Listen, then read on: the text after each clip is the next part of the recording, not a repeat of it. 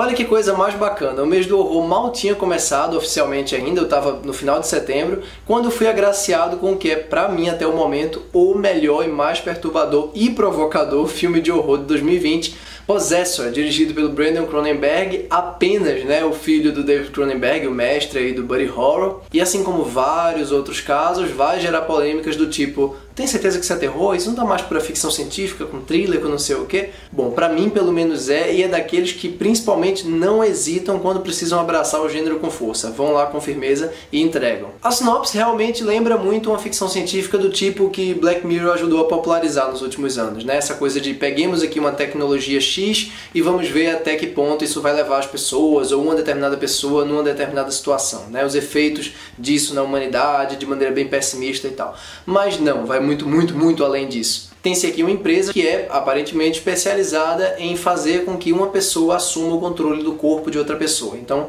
eles fazem isso através de implante cerebral, tal, deixam uma pessoa lá em coma, né, dentro de uma máquina com um negócio no cérebro, enquanto está controlando, no caso, o corpo de outra pessoa para poder executar um certo crime, o qual vai beneficiar ali um cliente X para essa empresa, né? A personagem principal é vivida pela Andrea Riseborough, que fez inclusive aquele episódio bem mais ou menos de Black Mirror Crocodile, né? E ela que vai ser essa pessoa que vão plugar coisa na cabeça e ela vai possuir o corpo de uma pessoa X para cometer ali o tal assassinato, o tal crime e depois despachar o corpo. Essa é uma crítica que eu realmente queria ter feito sem contar a sinopse, mas né, não tem condição de a gente fazer isso aqui, mas é porque realmente é uma daquelas experiências que quando você sabe zero, ela vai crescendo e crescendo e crescendo, você acha que o filme vai numa direção e vai noutra. Eu diria que durante 40, 45 minutos você não sabe exatamente em que terreno você está pisando, você não sabe o quão extremo o filme vai ficar, mas também basta a cena inicial para a gente perceber que a gente está diante de um filme que no mínimo está longe de ser inofensivo, vamos dizer assim. Uns tempos atrás o Brandon Cronenberg dirigiu inclusive um outro filme de horror bizarrão assim, que é o Antiviral, e aqui ele faz o que muito provavelmente, se fosse, como eu falei, um episódio de Black Mirror, cairia no terreno do comentário social rasteiro, daquela coisa bem ilustrativa de vamos fazer aqui uma discussão acerca dessa tecnologia e não sei o que. Não estou dizendo que no caso de Black Mirror isso é sempre mal utilizado ou que é sempre utilizado de maneira ilustrativa. Às vezes eles conseguem alguns insights bem curiosos, mas não é em todos os episódios, definitivamente. E eu tava até com medo desse filme aqui chegar e abraçar de vez esse aspecto mais ilustrativo aí, vai lá, da coisa. Felizmente, não. O interesse principal do roteiro do Cronenberg filho, né, é explorar ao máximo tanto as capacidades, as potencialidades visuais dessa história, que são incríveis, o cara tem um domínio sensacional de cena e muito estilo para filmar, mas também os desdobramentos narrativos, né, até que limite essa história pode levar esses personagens, tanto a mulher que está controlando o corpo do cara, quanto o cara que está tendo o corpo controlado, e ao mesmo tempo sem parecer um filme borrachudo, no sentido de simplesmente usar os personagens como objetos. Vamos aqui pegá-los e fazer o que a gente quiser com eles, simplesmente pelo prazer do gore, né, pelo prazer do sadismo, da violência. É um filme extremamente violento, extremamente brutal, tem pelo menos 2 cenas aqui de deixar você de queixo caído, mas não é o único propósito, não é só a intenção de chocar por chocar. O cara realmente consegue fazer com que você se envolva minimamente na jornada dessa mulher dentro do corpo desse cara. Então você é arrastado para uma situação atrás da outra de completa imprevisibilidade. Pega, por exemplo, uma cena, sem spoiler, tá, pelo amor de Deus, que envolve ali não um restaurante, mas enfim, um lugar fechado onde tá havendo uma celebração, uma comemoração, enfim. Você não tem ideia de se aquilo ali vai ser o palco para um caos absoluto ou se é só uma preparação para o caos que vem a seguir. Então é realmente um exercício de tensão e, em momentos isolados, de horror mesmo, de horror do mais puro, tanto psicológico quanto gráfico, tremendamente impactante. Fundamental para isso, na minha opinião, é a interpretação do Christian Albert, que fez inclusive Ao Cair da Noite, né? Ele é um cara lá com a família que pede abrigo na casa do Joel Edgerton.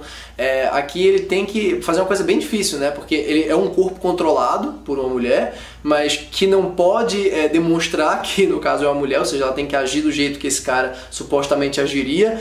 E ao mesmo tempo você vê que em certos momentos do filme as duas mentes estão ali em conflito, né? Feito acontece no Corra. Parece mesmo que tem duas pessoas dentro daquele corpo. Realmente não é só a direção muito precisa do Brandon Cronenberg que ajuda nisso, não. É também a interpretação muito, muito boa do Christian Abbott. E francamente, assim, me admira muito que seja um filme que, assim, embora passe bem longe, né? Bem longe mesmo da sutileza, ele tem um detalhe na direção que é muito particular, muito interessante, que é o contraste que ele faz das cenas iniciais, né, do filme, da personagem ali rapidamente com o marido em casa, e o filho, e uma ou outra sequência lá no fim, com todo o resto do filme que vai ser aquela história central de controle que a gente vai acompanhar.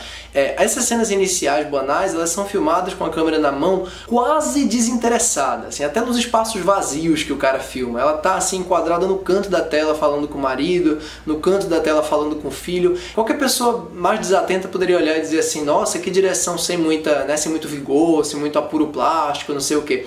Mas daí quando o filme engrena mesmo com a história que ele quer contar, você vê como muda, até pela maneira como ele demonstra pra você, né, o vigor ali dos planos dele. Ele tem umas cenas com plano holandês, mostrando os prédios ali, parece que ele realmente tá no controle, assim como a personagem tá. E simultaneamente é um controle que tá sempre à beira de perder o controle. É isso que eu achei genial. Até o fim do filme você vê que ele vai se renovando, ele vai se testando e se testando e se testando e perdendo o controle e ganhando o controle de novo, porque é basicamente isso que é o filme, né? Se eu fosse dizer sobre o que o filme é a partir dessa correlação, né, aí de forma e conteúdo, ele é sobre como a intensidade do controle sobre a vida dos outros passa a ser o completo descontrole sobre a sua própria vida. Assim, é o que acontece em vários sentidos aqui nesse filme. É por isso que eu acho tão brilhante ele ir até o fim com tanta inteligência, com tanto vigor e com tanta força. Não é um filme propriamente assustador, é por isso que muita gente realmente vai ficar na dúvida em chamar ele de terror ou não, mas eu acho ele profundamente perturbador, profundamente intenso